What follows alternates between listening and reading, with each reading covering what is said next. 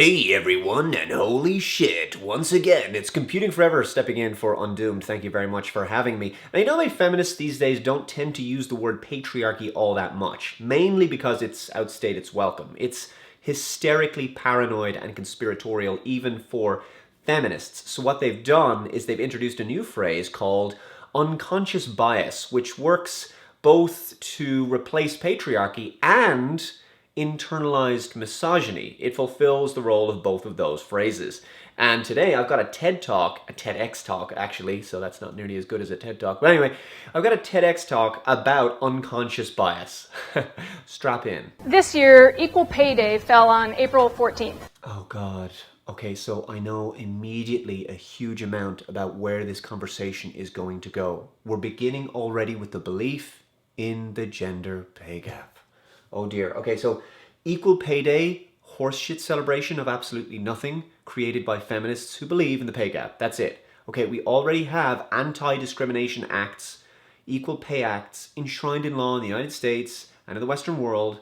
We don't need to have a day to raise awareness of why women tend to gravitate towards lower paid fields and then blame that on men as if it's a conspiracy to pay women less money overall. I'm going to have to explain the gender pay gap at some point here, haven't I? Again. I'm going to explain it to Undoomed's audience. I'm preaching to the choir. You already know that this is bollocks. How did this TEDx video slip through the cracks? This is from last September. And my daughter Kate, who's a freshman in high school and here with us today, wanted to participate and raise awareness about the pay gap between women and men. Absolutely, your daughter can raise awareness of the gender pay gap, and she can tell girls that the reason why they're going to be paid less than men is because they usually work less hours overall. They go into less dangerous occupations, less technical occupations that pay more money, less skilled labor. And because many of them will become mommies, they will go into jobs with more flexible hours. They will value work-life balance over anything else, over their careers, for example. But let's just ignore that because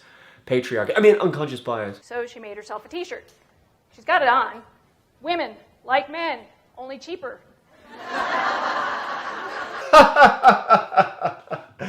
Insultingly unfunny. Dumb and insultingly unfunny. Holy crap. I know that you don't understand how basic economics works. Feminists, how many times do we have to explain this to you? If women were genuinely cheaper than men, okay, if there's a big conspiracy where all 3-point-something billion of us men get together every weekend, we all get together in a massive room, and we're there going, okay guys, take a knee. How are we going to screw over the women? How do we screw over the women?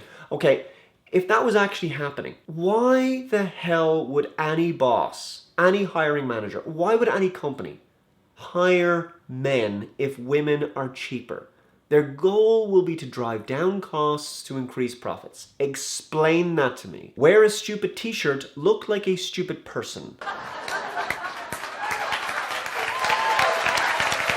Okay, that wasn't that funny, and it wasn't deserving of an applause. And since she's a freshman in high school, of course, she immediately snapped a selfie and posted to Instagram.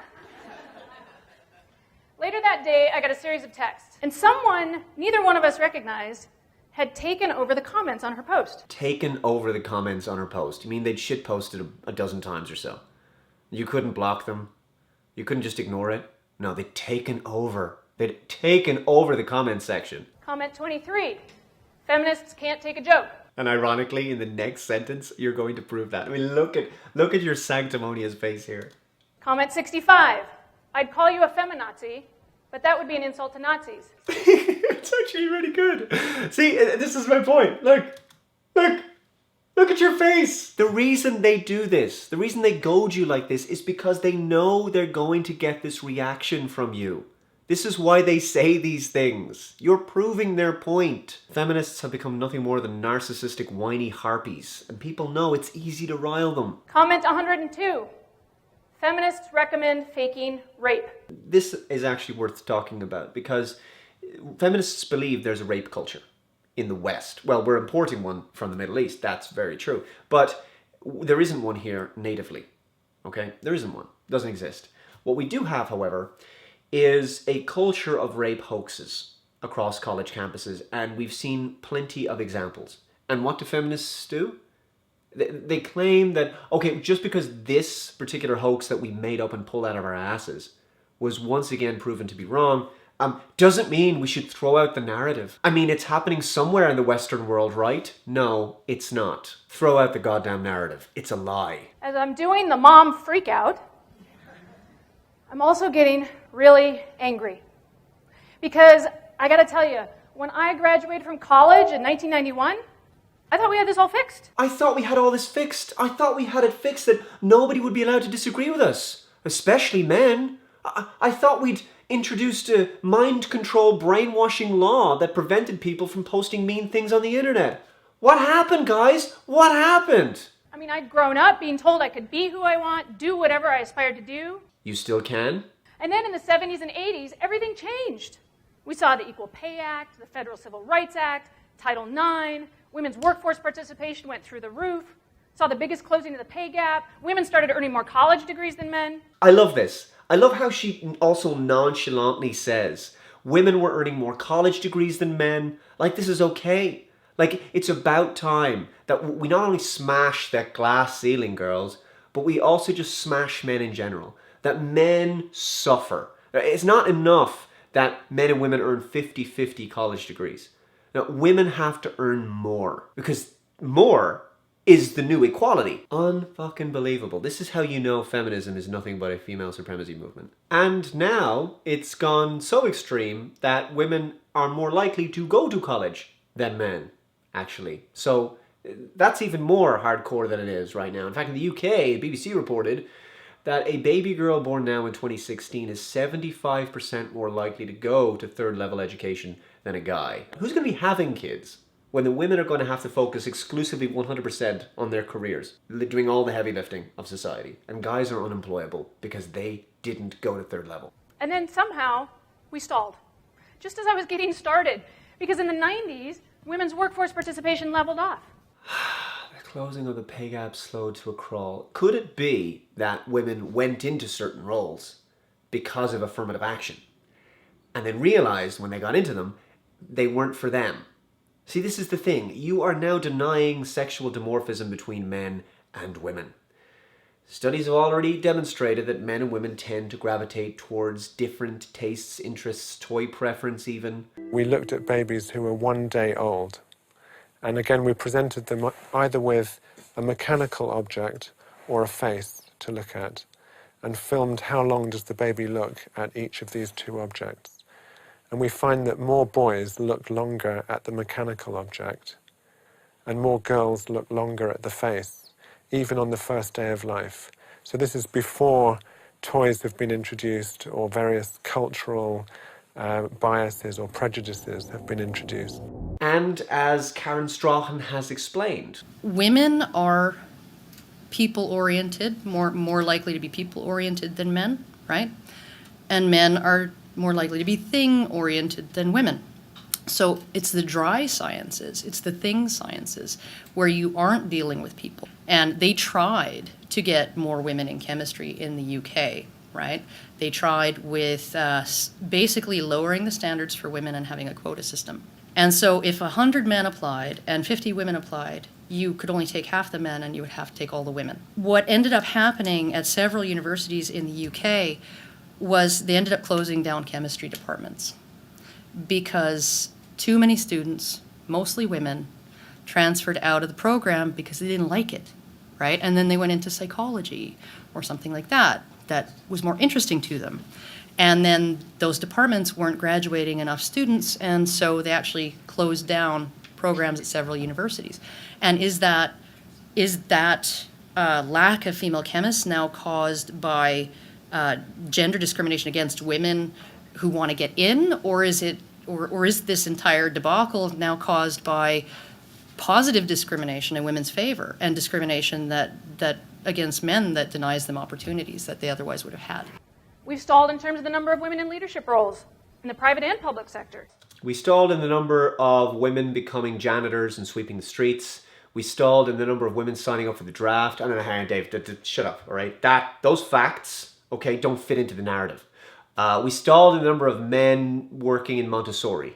Well, that's just ridiculous. I mean, what man would really go in for that kind of work? They're just less likely to because, oh wait, hang on. Gender is just a social construct and sexual dimorphism isn't a real thing, so there's no good reason why a man wouldn't. So, Oh, yeah, yeah.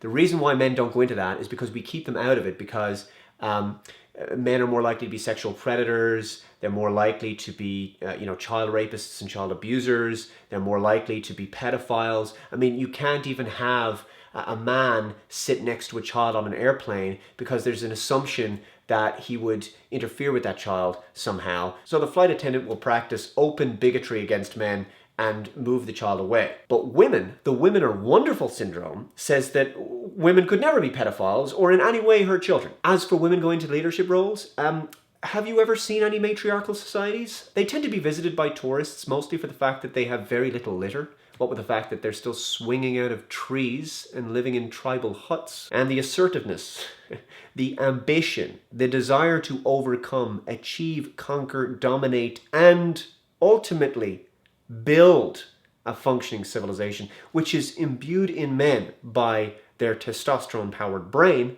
has given us all of this. Patriarchy, not so bad, huh? Well, what happened is we took care of a lot of big, important things that we could all see. Intentional things, like separate job ads for men and for women. But we haven't taken care of, or even really acknowledged, the unconscious bias that still exists about women. In other words, this is basically your patriarchy. If you think you're not affected by internalized misogyny and patriarchy, you don't realize how affected you are by internalized misogyny and patriarchy. Okay, we've resolved all of the real, genuine sexism issues with respect to women in society. The real, tangible, physical stuff. There's nothing left to resolve. Except making up imaginary ones called unconscious bias. It's just not enough. Women have just not got it good enough. We've got to make it more difficult for men. That's the only way we can make it better for women, relatively speaking. Men consciously make sexist decisions against women, obviously, because they're all patriarchal shitlords who are misogynistic. But women are too dumb to realize, apparently. This is what feminists always claim. This is the soft bigotry of no expectations of women. Women are too dumb to realize that they have unconscious biases and they make piss poor decisions with respect to their life, their careers, and they actually hurt themselves by the decisions they make. If only women thought more like me. I don't like the decisions that other people make. Change the world. Women are exceptional and wonderful and stronger than men, and yet they're too dumb to realize what I've figured out. You are about to be sold snake oil, ladies. Now ask yourself, when you think of scientists at major universities, do you call up a room full of women? Probably not. That's unconscious bias. When you think of a room full of school teachers or nurses or healthcare workers or people who work with the elderly, do you think of a room full of men? Probably not. That's unconscious bias. 1983, I'm playing in my first varsity basketball game in Minnesota. So you're about to be fed a anecdotal, completely subjective experience bullshit story about how she used to play basketball and how she didn't get on very well with the referees because she was a little bit shrill, maybe a little bossy with them. Oh, sorry. Ban the word bossy and all that. Anyway, I'm going to push through this because it's complete and utter crap and just get to the really good stuff. But no one was coming to them. Everybody came to the boys' basketball games. Both sides of the bleachers are pulled out. Band is playing the fight song. There's popcorn popping at the concession stand in the lobby. The girls' games, only one half of the bleachers are pulled out. No band, no concession stand. And having forgotten everything I learned from the refs, I decide this is wrong and needs to change, and I drop a petition. You draw up a petition because you don't like the fact that people in general don't attend women's sports games. Why is this? Okay, well, for that, we actually need to look at culture and women's sports. Yes, of course, we have very famous professional female athletes competing at a high level in their versions of their sports. Absolutely. And there are women who are interested in sport, absolutely. And there are men who have zero interest in sport. But look at the attendances, the average attendance of male-dominated sports. 90% male in the stadiums, okay? Now, for very good reasons, okay? Are women as aggressive, as assertive, as gladiatorial, as competitive as men? No, they aren't. We have to look at averages overall, okay? There's very good reasons why the attendances are, and the viewership of female sports are so much lower than their male counterparts, for very good reasons. Just compare women's rugby to men's rugby. Okay? You watch a Six Nations rugby game and it's 50,000 people in the stadium. And there's millions of people watching around the world. And then as soon as the women's game starts after it, there's about 15 people left in the stadium and about 15 people watching on television. Now, why is that the case? Because if you actually look at the quality of the spectacle isn't there. Look at it. It is no better than 15 and 16-year-old boys playing. In terms of the physicality, speed, athleticism, aggression, it just completely drops off. It falls off a cliff in terms of all of those attributes. Okay, this show isn't there. It's simple as that. This is the reason why you have professional women's basketball and hockey leagues competing at a high level. Even they train with the 15 and 16-year-old boys teams and regularly lose. Why do you think that is for basketball, for example? Just as a for instance. Why do you think that is? Is it because the boys tend to be taller that they can reach the basket a little easier? Seriously? I have to explain to you why women's sports are in no way as interesting or enjoyable to watch. Why the interest level isn't there. I have to explain this to you. This is exactly like those Wikipedia marathons the feminists had when they started editing Wikipedia pages on the sexual differences between men and women. And they started saying, well, the only reason that men develop more upper body muscle mass is because they're socialized to engage in more rough and tumble play. And that girls, if they weren't feminized from a young age, they'd be just as big as men. Here's a little thing I found during the Olympics. Fit but unequal. Take two highly trained Olympic caliber athletes, one man, one woman. Here are some biological differences that may affect their performance. And the difference in their performance is in direct correlation with the interest level that people have in their sports.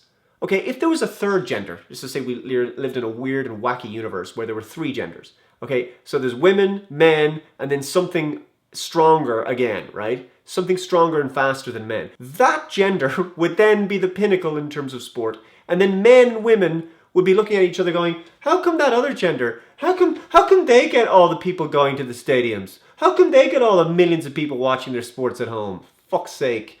Testosterone and other hormones give him a greater percentage of lean muscle, particularly in his upper body. Some research indicates that even his individual muscle fibers are larger. Because more muscle means more power, men's top performance in jumping and sprinting sports, and especially weightlifting and throwing events, greatly exceeds women's. Heart. The man's heart, because of its larger size, can send more blood per beat to working muscles than hers can. His blood also contains more oxygen-carrying hemoglobin. That translates to greater performance in endurance events. Because of that unconscious stereotype that women should be nice, when women negotiate for higher pay, they get penalized. Men don't. This is horse shit. Again, as I said, one of the primary reasons that there's still a pay gap when you remove all other factors, okay, is because women are less assertive and also more risk averse, less likely to want to engage in an act where they may be rejected. I mean, this is the reason why the male of the species has to make the first move in terms of courtship. If women are generally the ones that give birth, that lactate, that raise children, it would be very surprising if there wasn't some kind of psychological orchestration that helped women achieve those tasks and made those kinds of tasks particularly pleasurable to women. So things like empathy in women, things like avoiding dangerous confrontations where you may be hurt or injured, things like avoiding social exclusion, being pushed out of the group. All of those are good things. All of those mean that you are more likely to survive and to reproduce and to leave children who themselves also reproduce. But if you put two words on a job announcement, salary negotiable, you cue women that it's okay to negotiate, and you cue the hiring managers to expect everyone to negotiate. Oh God, this is so painful. In other words, women are too dumb to realize by themselves that they should be able to negotiate their salary. They actually have to the world has to change. The job ads have to change. They have to have job ads that say salary negotiable. Otherwise, women they won't knock on the hiring manager's door. They won't knock on their boss's door and say, hey, boss man, I've been here a while now and I really need a wage increase. Right? They won't do it. Men will do it. Men know, of course, but women too dumb to do it. Fucking believable. Women are not the only ones who suffer from the impacts of unconscious bias. We have unconscious bias about gender, race, age, disability, sexual orientation. Ah, good old intersectionality is now creeping in. Oh, there's a lot of things that men suffer from as well. In fact, men get 63% longer sentences than women for committing the same crime. Court bias against men is at least 6 times bigger than racial bias. Okay, they face discrimination in the workplace, in politics, in academia, as we know through affirmative action. And of course, they are 97% of combat fatalities. They pay 97% of alimony. They make up 94% of workplace suicides, make up 93% of work fatalities. They make up 81% of all war deaths. They lose custody in 84% of divorces. And they're 80% of all suicides. And 70% of all homicides are men. But we won't be talking about any of those real issues in this video. Let's talk about bullshit unconscious biases. Let's talk about imaginary problems. We can do the hard work of noticing our own unconscious bias and let go of being right. Oh, believe me, the fact that you have denied basic facts in this video shows just how much you have let go of being right. And that's the world I want. I want it for my daughter. I want it for women and men. I want it for everyone. So I hope you join me. We're going to make a great team. Thank you. We're gonna make a great team. Cringe when she says that. Sorry, love, I'd rather not sign up to your cult. But thank you for the offer, and thank you to Undoomed for having me. Feminism repackaged as any other snake oil will smell just as shit. Be sure to subscribe to this channel and of course my own, and I'll see you some other time. Bye-bye.